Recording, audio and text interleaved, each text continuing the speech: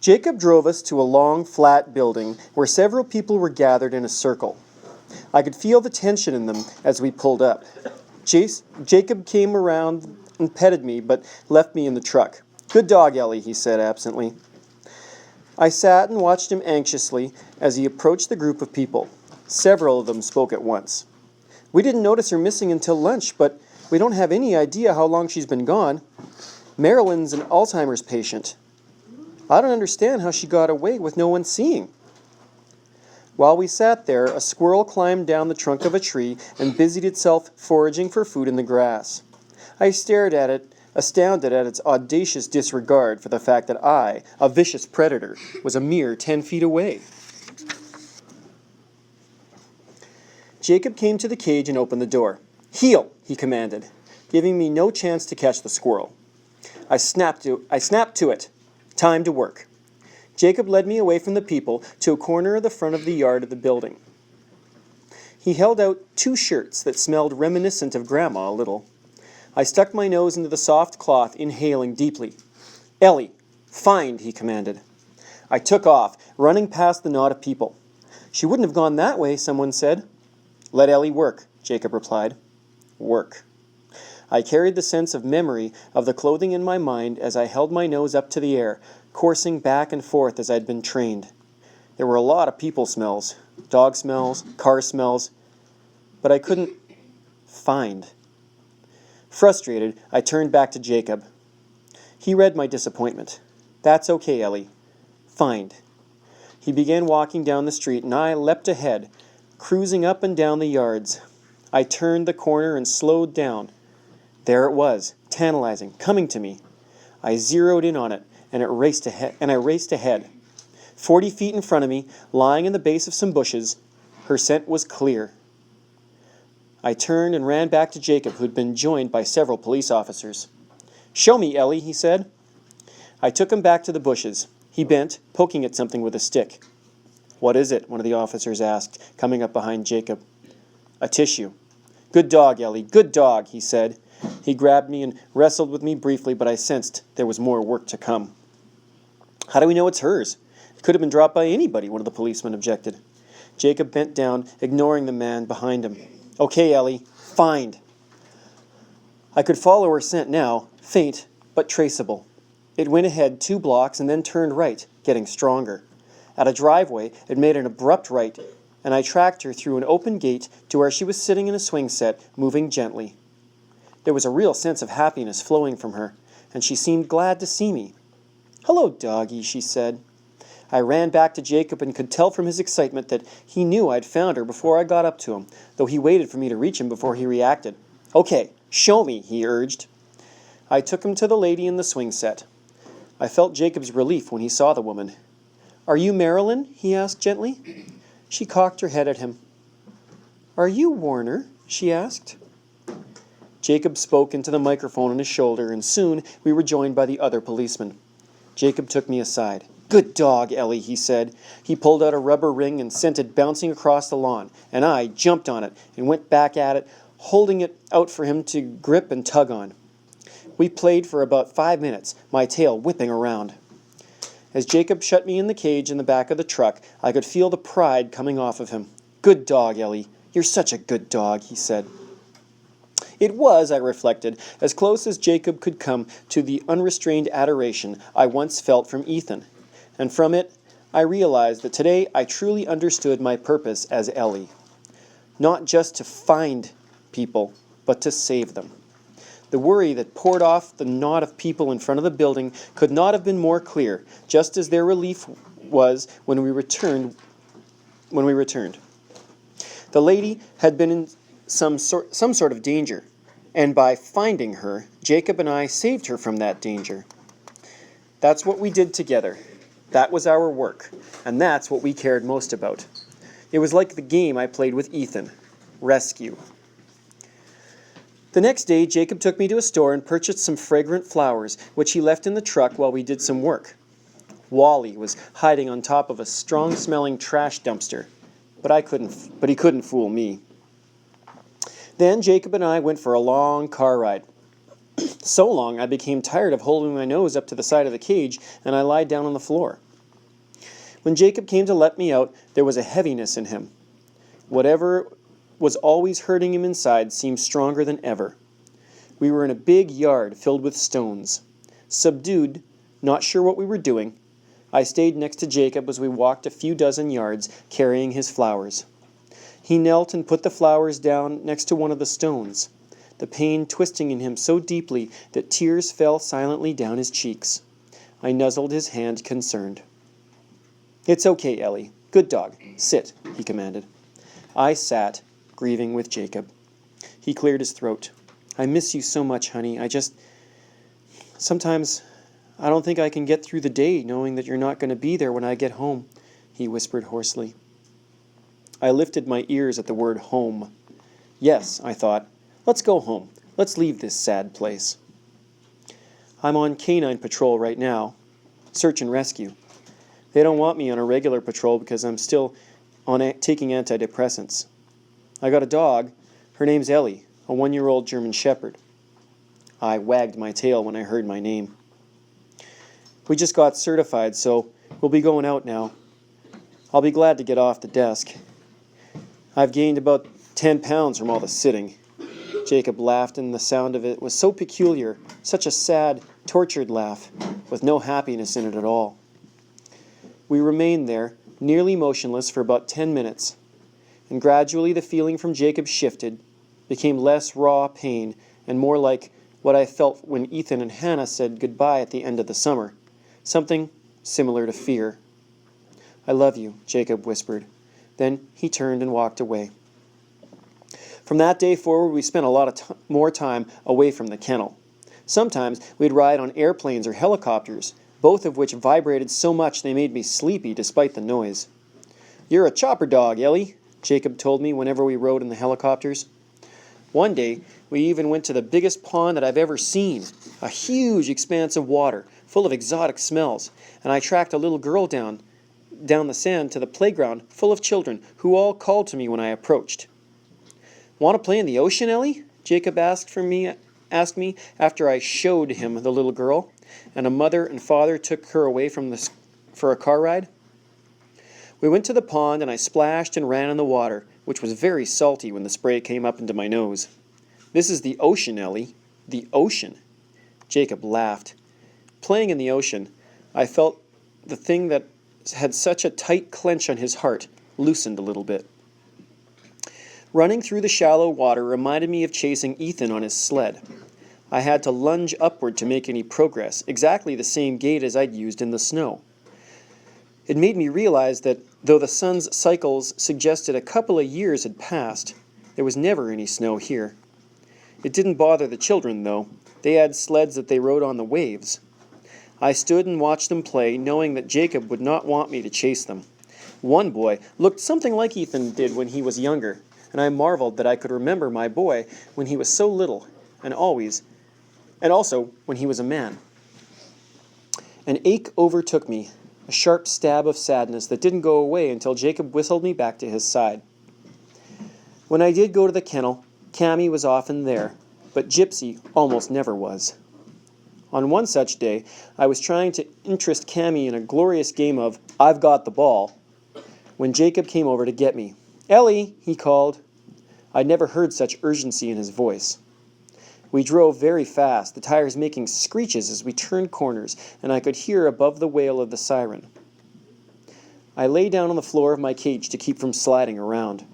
As usual, when we arrived at the place to work, there were a lot of people standing around.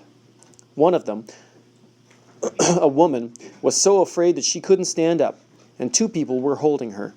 The anxiety rippled off of Jacob as he ran past me to talk to these people. He was so strong it made the fur on my back stand up. It was a parking lot, and with big glass doors on a building swinging open for people carrying small bags. The woman, who had collapsed, reached into her bag and pulled out a toy. "We've got them all locked down," someone said. Jacob came to my door and opened it. He handed me the toy to sniff. "Ellie, okay? You got it? I need you to find Ellie." I leapt out of the cage and tried to sort through all of the smells. to find one that matched the toy. I was concentrating so hard that I didn't notice that I'd trotted out in front of a moving car, which rocked when the driver hit the brakes. Okay, I had it. There was a scent that was oddly married to another, a strong male smell. I tracked them both, sure of myself. The smell vanished at a car, rather, next to the car, telling me that the people we were looking for had driven away in a different vehicle, and this one had pulled into its place. I alerted Jacob, cringing at his sense of frustration and disappointment. Okay, good girl, Ellie, good girl. His play was perfunctory, though, and I felt like a bad dog. We've tracked her to here. Looks like she got into a vehicle and left. Do we have surveillance on the parking lot? We're checking now. If it's who we think it is, though, the car is stolen. A man wearing a suit told Jacob. Where would he take her? If it's him, where would he go? Jacob asked. The man in the suit turned his head, squinting at the green hills behind us. The last two bodies we found were up in Topanga Canyon. The first one was in Will Rogers State Park. We'll head up that way, Jacob said. See if we can't pick anything up. I was startled when Jacob put me in the front seat of the truck. He'd never let me be a front seat dog before. His mood was still tense, though, and so I stayed focused and didn't bark when we passed some dogs who yipped at me with unrestrained jealousy. Jacob and I drove out of the parking lot, and he held the same toy out to me, which I dutifully sniffed. Okay, girl, I know this is going to sound strange, but I want you to find. At the command, I turned and stared at him in bewilderment. Find? In the truck? The smells coming in the window lured my nose in that direction. Good girl, Jacob praised. Find the girl. My nose was still filled with the scent from the toy, which was why I alerted when a stray breeze brought me her smell, still entwined with the man's. Good girl, Jacob said. He stopped the car, watching me intently.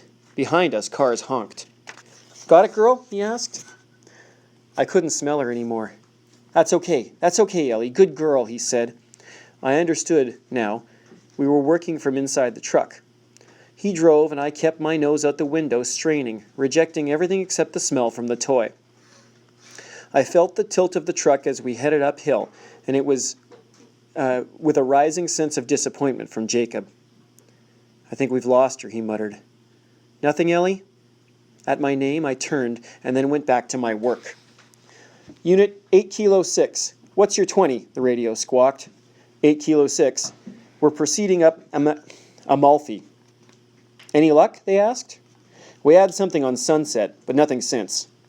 Roger that, the voice said, and I barked.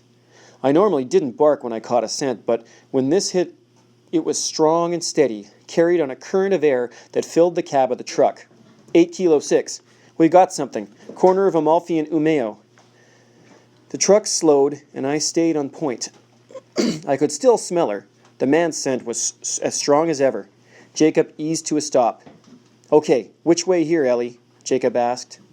I climbed across the seat, shoving my face out his window. Left on Capri, Jacob shouted excitedly. A few minutes later, the truck started to bump. We're on the fire road, he said. 10-4. We're on our way, the radio said. I was on alert, focused dead ahead, while Jacob wrestled with the truck to keep it on the narrow road. Suddenly, we banged to a stop facing a yellow gate. Be advised, we need the fire department up here. There's a gate. 10-4, the radio replied. We jumped out of the car. A red car was parked off to the side, and I ran to it on alert. Jacob was holding his gun out. We got a red Toyota Camry. Empty. Ellie says it belongs to our man. Jacob led me around to the back of the vehicle, watching me intently. No indication anyone's in the trunk of the car, Jacob stated. Roger that, again from the radio. The scent from the car wasn't as strong as it was coming up the air currents rising from the canyon below. A steep road held the man's scent as it descended, while the girl's was more delicate. He carried her, I thought. Be advised, suspect took the road down to the camp. He's on foot. 8 Kilo 6, hold and wait for backup. Ellie, Jacob said to me, putting his gun back in his belt. Let's go find the girl. I felt a strong fear from Jacob as we descended down into the canyon. So strong, I kept returning to him for reassurance. Then the girl's scent pulled me forward and I galloped ahead, racing toward a collection of small buildings. I spotted the little girl sitting quietly on some steps that led up to a porch while a man pulled at the front door of the building with some sort of tool. He seemed sad. She seemed sad and scared, but she perked up when she saw me approach, holding out a tiny little hand.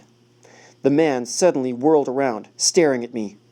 My hackles rose when our eyes met. I felt the same dark sickness from him that I'd felt in Todd, only stronger, more vicious. He jerked his head up, looking over toward the road where I'd come from. I ran back to Jacob, the little girl calling, "Doggy," as I peeled away. "You got her?" Jacob said. "Good girl, Ellie. Show me." I took him back to the building. The little girl was still sitting on the porch, but the man was nowhere to be seen. 8 Kilo 6. Victim is secured and unharmed. Suspect fled on foot, Jacob said. "Stick with the victim, 8 Kilo 6. "Roger that," Jacob replied. I could hear in the distance the whap, whap, whap of a helicopter blade beating the air and the sound of footsteps running down the road behind us. 2 policemen came up around the bend, sweating. "How are you, Emily? Are you hurt?" one of them asked. "No," said the little girl. She picked out a flower on her dress. "My God, is she all right?" "Are you okay, little girl?" a third policeman asked breathlessly as he ran up, putting his hands on his knees. He was larger than the other man, both taller and built more heavily. I smelled ice cream on his breath. "Her name is Emily." "Can I pet the doggy?" the little girl asked shyly. "Yeah, sure. Then we got to go back to work," Jacob said kindly. I perked up my ears at the word work. "Okay, I'll go with you," the large policeman said. "Johnson, you guys remain here with the girl. Watch that he doesn't circle back around." "If he were close, Ellie'd tell us," Jacob said. I looked at him. "Were we ready to go to work?" I wondered. "Find," Jacob said. The brush was thick in places, the soil underneath sandy and loose. I could easily track the man, though. He was headed steadily downhill. I found an iron rod coated with his scent and ran back to Jacob. "Show," Jacob commanded. When we returned to the tool, we had to wait more than a minute for the bigger policeman to catch up with us. "I fell. A couple times," he gasped. I could sense his embarrassment. "Ellie says he was carrying this crowbar. Looks like he dropped his weapon," Jacob observed. "Okay, now what?" the policeman wheezed. "Find," Jacob commanded again. The man's scent was painted on bushes and hanging in the air, and it wasn't long before I could hear him ahead, scuffling along. I closed in on him, in a place where the breeze was moist from a tiny stream and the trees lifted their limbs high overhead, providing shade. He saw me and ducked behind one of those trees, just like Wally might do. I ran back to Jacob. "Show me," Jacob said. I stayed close to Jacob as we entered the woods. I knew the man was hiding. I could smell his fear and his hate and his fetid odor. I led Jacob straight to the tree, and when the man stepped out from behind it, I heard Jacob shout, "Police! Freeze!" The man raised his hands, and a shot rang out. Just a gun. I'd been assured guns were okay, except that I sensed a flash of pain from Jacob, and he fell to the ground, his warm blood spraying the air. Jacob's gun clattered away. I got it then, connecting separate pieces of information in the flash. Grandpa's guns, and the way Ethan's cans leapt off the fence. Todd's firecrackers and the snap of pain when he threw one too close to me. The man by the tree was using his gun to hurt Jacob. He was still standing there, his gun pointed at us. His fear and his fury had turned to elation. What came over me then was exactly the same primal impulse that had seized me when I attacked Todd on the night of the fire. I didn't growl. I just lowered my head and charged. 2 shots rang out, and then I had the man's wrist in my mouth, his gun falling to the dust. He screamed at me, and I held on, shaking my head violently, feeling my teeth tear into his arm.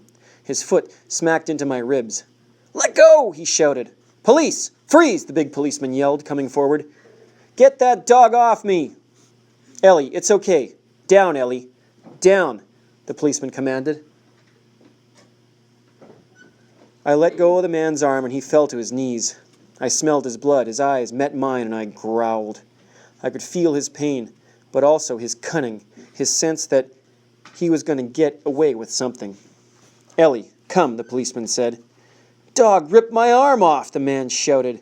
He waved at something behind and to the left of the policeman. I'm over here, he yelled. When the policeman quickly turned to see who the man was shouting at, the man lunged forward, scooping up his gun. I barked. He fired, and then the policeman fired, several shots, punching deep pain into the man. The man lay down in the dirt. I felt the life go out of him in a whoosh. The black, angry sickness unclenched its hold on him and letting him slide away peacefully. I can't believe I fell for that one, the policeman muttered. He still pointed his gun at the now dead man, cautiously advancing and kicking the other man's gun away. Ellie, are you okay? Jacob asked faintly. She's okay. Where you hit? Right in the gut, he said.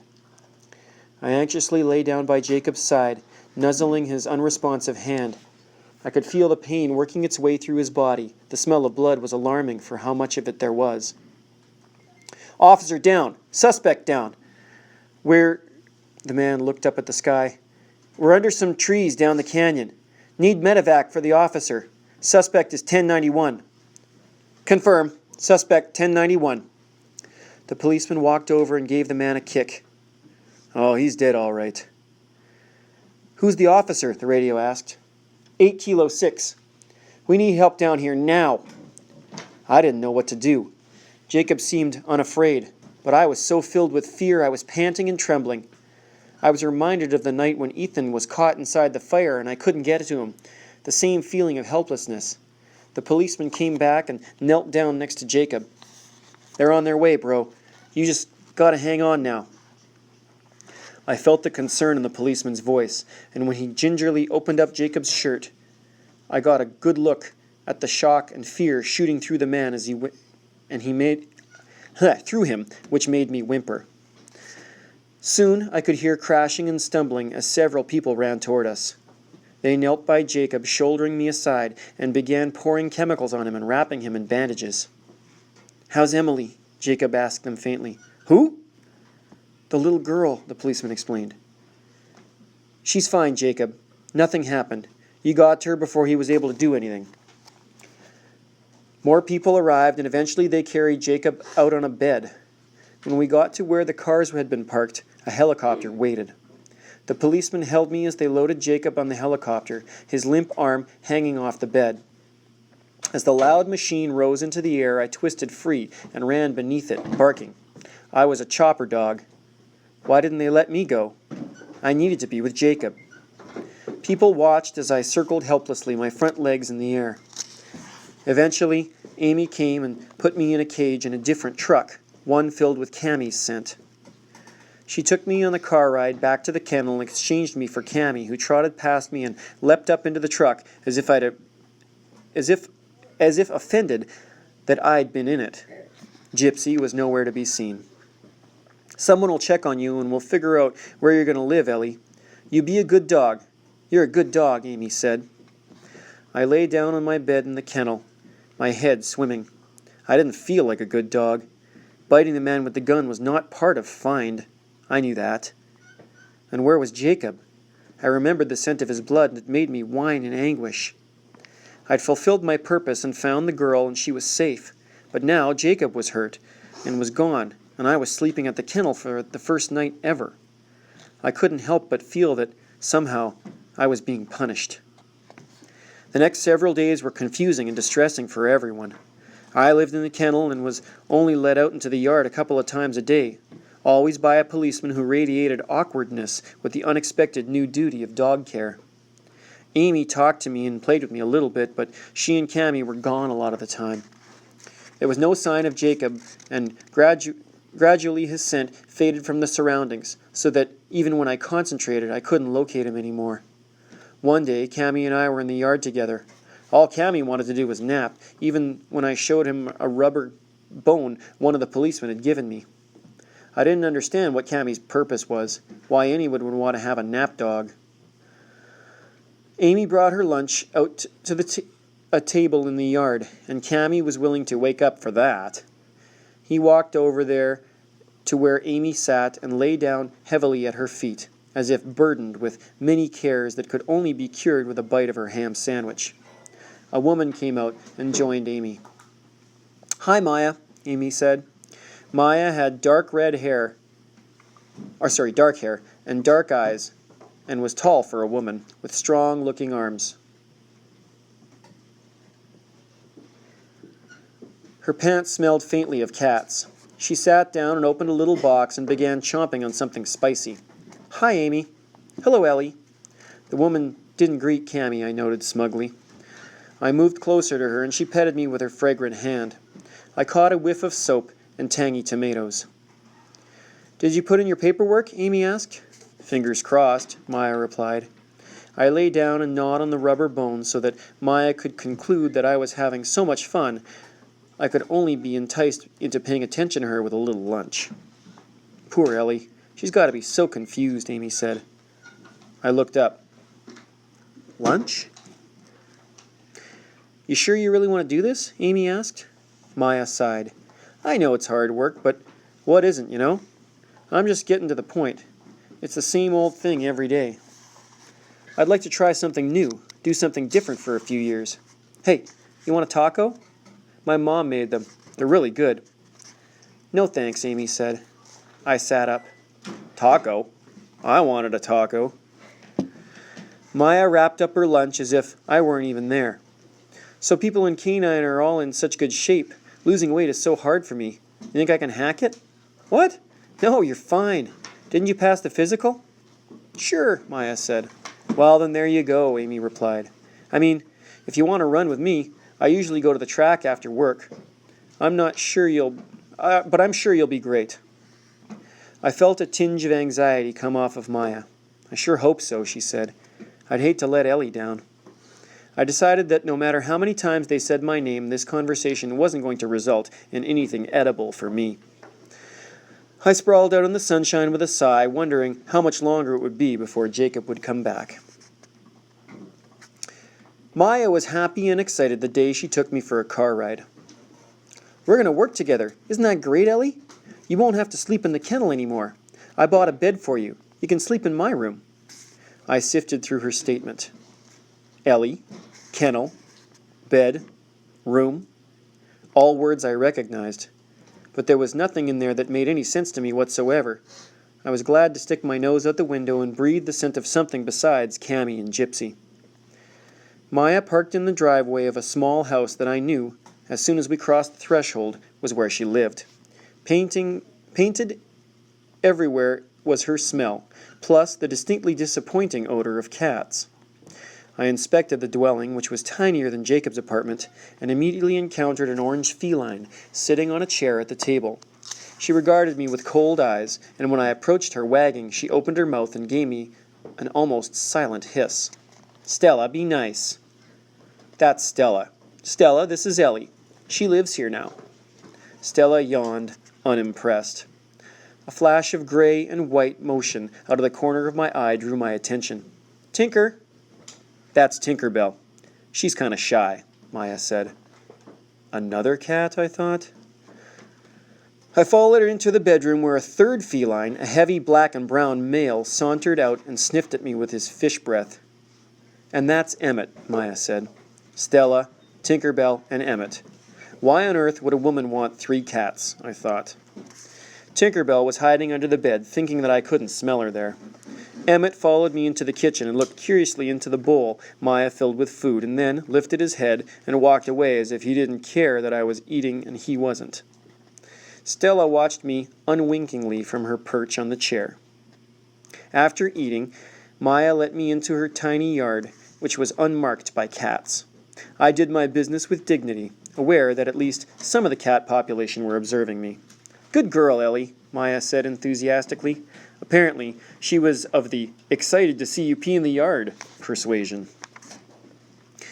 Maya made her own dinner, which smelled pretty good, and drew the attention of Stella, who jumped right up on the table and waltzed around like a bad cat. Maya didn't say anything to her, apparently feeling that cats were worthless. Untrainable animals. We went for a walk on the leash after dinner. There were a lot of people out in the yards, many of them children, which made me feel restless. I had not done any work in several weeks, and there was a tension in my muscles. I wanted to run, to find, to save people. As if picking up on my mood, Maya began to trot. "Want to run, a little girl?" she asked. I increased my pace, sticking right to her side as Jacob had taught me. Before long, she was huffing, and I could smell her sweat break out from her pores. The heat was coming off the pavement and into my paws, and as we passed houses, dogs barked enviously at us. Then Maya abruptly stopped. "Whew," she said, panting. "Okay, we're going to need to spend more time on the treadmill, that's for sure," she said. I didn't really get what was happening until that night. I was lying on the rug while Maya took a bath and dressed in different clothing, and then she called me into her bedroom. "Okay, lie down here, Ellie. Good girl," she said, patting a dog bed. I obediently curled up on it, but I was mystified. Apparently, I'd be staying here for a while. Was this where I lived now? What about Jacob? What about my work? I thought. The next morning, Maya and I did go to work, though it was a little bit strange. Wally was there, and he greeted me like an old friend, along with a woman who sometimes came along to play find with us. Her name was Belinda, and Wally's smell was always all over her, so I suspected that when we weren't there, Belinda and Wally played find with each other. Wally stayed with Maya while Belinda went off into the woods. He talked with Maya, teaching her the hand signals and commands that we use during work. And then Maya said, "Ellie, find!" and I raced off while Wally and Maya followed. Belinda was sitting inside a car, which fooled me not at all, and I returned to Maya. "See now? See how she looks?" Wally said. "She found Belinda. You can tell by her expression." I waited impatiently for Maya to tell me to show, but she and Wally were too busy talking. "I'm not sure. She doesn't look much different than the other times that she came back," Maya said. "Look at her eyes, the way her mouth is tightened. Her tongue's not out. See? She's on alert. She has something to show us." At the word show, I trembled, caught in half lunge. It hadn't really been a command. "So now I tell her to show?" Maya asked. "Quit teasing me. We were we working or weren't we?" "Show," Maya said finally. Belinda came out of the car, laughing when we found her. "Such a good dog, Ellie," she told me. "Now you play with Ellie. It's important. It's her reward for such hard work." When Maya played with me, it was different from Jacob's play. Maya seemed to actually enjoy it. It wasn't just something she did at the end of the show. She had a rubber bone from the kennel, and I dug it in with my feet, clenched it in my jaws while she tried to take it away from me. Maya had a life different from anyone else I had ever encountered. Not only was she burdened with too many cats, but most nights she went to a larger home with lots of people and a wonderful-smelling woman named Mama. Mama was like Grandma, always cooking, and there were little children running around playing with each other every time we went for a visit. The children climbed up on me until Maya asked them to stop, and the boys played ball with me, which I loved, and the girls put hats on me, which I only tolerated. Maya had a neighbor named Al who liked to come over and ask Maya about help. "Do you need help carrying those boxes, Maya?" he would ask. No, she would say. "Do you need help fixing your door?" he'd ask.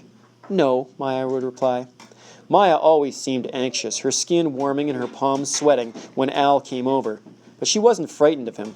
When Al walked away, Maya's feelings changed to sadness. "Did you get a new dog?" Al asked. He reached down and scratched me behind the ears in a way that made me instantly love him. He smelled of papers and inks and coffee. "Yeah, she's the department search and rescue dog." I knew they were talking about me, and I wagged my tail in friendship. "Do you need help training your new dog?" Al asked. "No," Maya replied. "Ellie's already been trained. We need to learn to work together as a team." I wagged over the words Ellie and work. Al stood up from his scratching. "Maya, he started to say. He felt very nervous. "I probably should go," Maya said. You're Your hair is very pretty today, Al blurted. The two of them stared at each other, both so anxious that it felt as if we were under danger of imminent attack.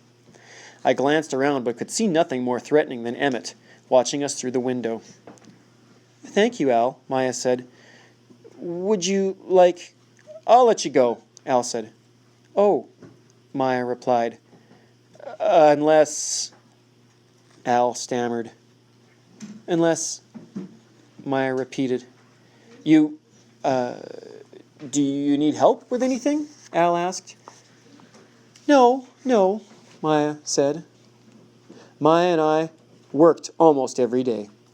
Maya would tell me to find, and we would plunge off into the woods, sometimes chasing Wally or Belinda, and sometimes chasing one of the older boys from Mama's house. Maya was much slower than Jacob, panting and sweating from the moment that we started. Often, real pain would come off of her, and I learned not to be impatient when I returned to her, and all she could do was put her hands on her knees for a few minutes. Sometimes, a burst of helplessness and frustration would overtake her, and she would cry, but she always cleaned up her face before we came to Wally. One afternoon, she and Wally sat at a picnic table and drank cool beverages when I lay on the shade of the tree. Maya's worry was clear to me, but I had learned to live with it and not let it interfere with the work. We're not good enough to get certified, are we? Maya asked.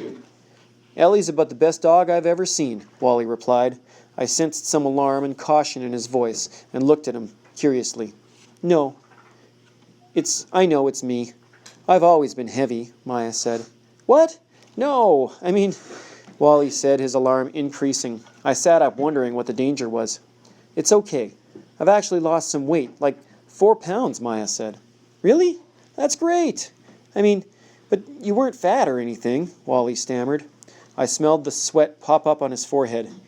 I don't know, maybe go to the track. That'd help or something, you know? I do go to the track, Maya said. Right, yes, Wally radiated pure fear.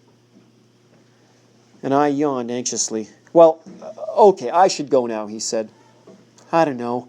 I didn't realize there'd be so much running. It's a lot harder than I thought it would be. Maybe I should resign. Let somebody take over who's in better shape, Maya said. Hey, why don't you talk to Belinda about this? Wally said desperately. Maya sighed, and Wally, full of relief, got up and left. I lay back down. Whatever horrible danger had been lurking was now apparently no longer a threat. The next day, Maya and I didn't work. She put on some soft shoes, grabbed my leash, and took me to a long road where we ran along the sand next to the big pond, called the ocean. Dogs were everywhere, but though we weren't doing work, I sensed a grim determination in Maya and ignored them as we ran and ran down that road, the sun rising steadily in the sky. It was the longest run that we'd ever taken together. It went on, and it wasn't until I could feel her body fill with pain and exhaustion that Maya turned around to head back.